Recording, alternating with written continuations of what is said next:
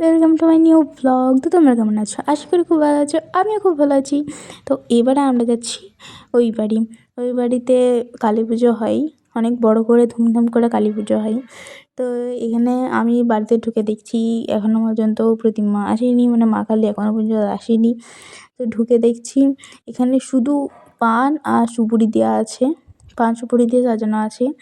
তো এবারে চলো তোমাদের সঙ্গে দেখা করিয়ে দিই। এটা হচ্ছে আমার মা, আর এদিকে হচ্ছে আমার বড় মা, আর ওইদিকে পিপি পুজো করছে। এখন গোপালকে খেতে দেওয়া হচ্ছে। তো এবারে যাচ্ছি আমি উপরে একটু দেখে আসি যে এখনও পর্যন্ত ঠাকুর আসছে কত দূরে।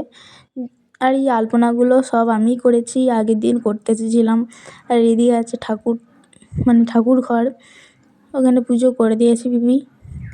এরপরে ছাদে গিয়ে দেখছি যে এখনও কোনো ঠাকুরের কোনো চাপই নেই যে কখন ঠাকুর আসবে। তো এবারে নিচে যাচ্ছি। বলো বলো বলো। কালী পুজো তো ওই ছেলেগুলো সব বন্ধুদের বললাম মুড়ি খাওয়া কেউ খেলো না, আমি একাই খাচ্ছি।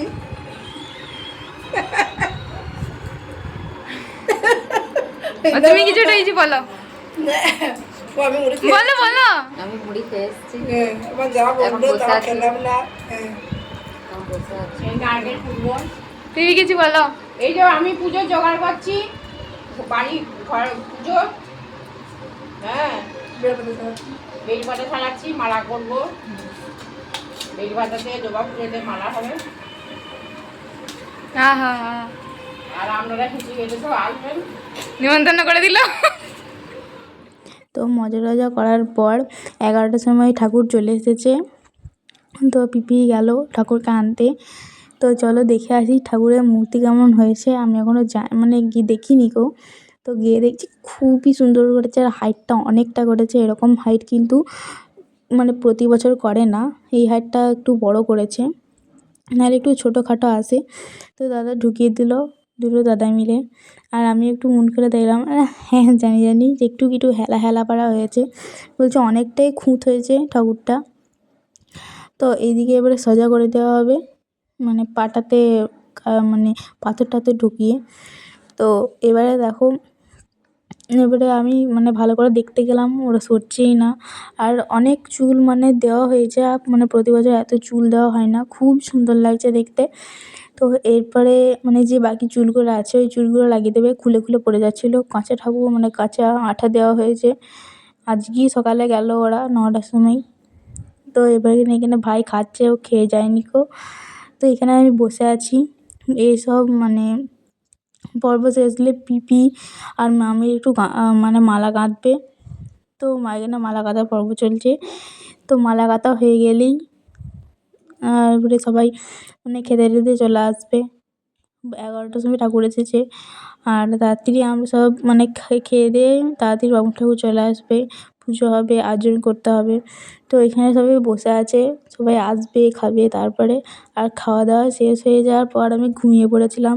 তাই আমি যেই গয়নাগুলো পরানো হচ্ছিলো সেগুলো আর দেখাতে পারিনি। তো এখানে দেখো অনেক মানে ফল টল রাখা আছে, দিয়ে এসে কাটবে। এবারে মা দেবে। তো এখানে মা আলপনা দিতে স্টার্ট করে দিয়েছে। তো মা খুব সুন্দর আলপনা দেয়। তো এখানে আলপনা গোটাটা দেওয়া হয়ে যাক, তারপরে আসছি। তো এখানে মায়ের সব আলপনা দেওয়া হয়ে গেছে। তো আলপনা দেওয়া হয়ে যাওয়ার পর তো আমি যাব বাড়ি, মা আর আমি বাড়ি চলে যাব। বাড়ি গিয়ে সব প্রদীপগুলো সাজাতে হবে, এখনও সেই প্রদীপগুলো সাজানো হয়নি। তো ওইখানে তারপরে বাবা ফোন করে বলছে সব প্রদীপ সাজানো হয়ে গেছে, তো আমি জ্বালিয়ে দেবো, তোরা জ্বলাই। তো এখানে দেখো সব প্রদীপগুলো জ্বালানো হয়ে গেছে। তো কেমন লাগছে তোমরা কমেন্ট করে জানাবে। মানে সব মানে অনেকগুলো প্রদীপ দেওয়া আছে কাছে করে, মানে বাবা 100টা প্রদীপ নিয়ে এসেছিলো।